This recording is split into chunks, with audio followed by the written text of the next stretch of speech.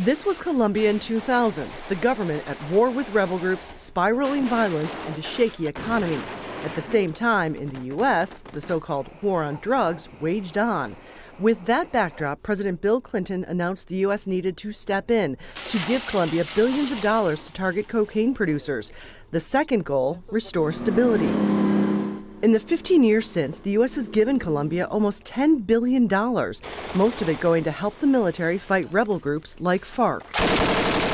Now, with a peace deal between them on the horizon, the Colombian president is coming to the U.S. to ask them to keep the money coming.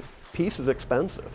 Sometimes it costs more to wage peace than it costs actually to wage war, because you have to implement the accords, you have to demobilize guerrillas, you have to train, you have to put the institutions of the state in place where they haven't necessarily existed in the past, and so that takes money.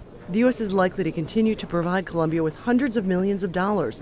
Some of it will be spent targeting the drug trade, which has had some success.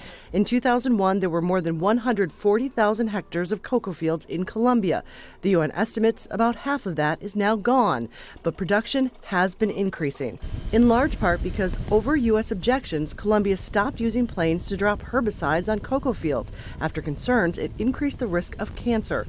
The aid has also been controversial because human rights groups say the U.S. hasn't pushed enough to curb human rights abuses in Colombia. They warn that a peace deal could make that even worse. There has to be investigation. There has to be prosecution. Those who perpetrated human rights violations need to be held accountable. And that has not really happened. Colombia looks much different now than when the aid started. The Colombian president will try to convince President Obama, in a time of tight budgets, the U.S. can't afford to let them go it alone now. Patty Colhane, Al Jazeera, Washington.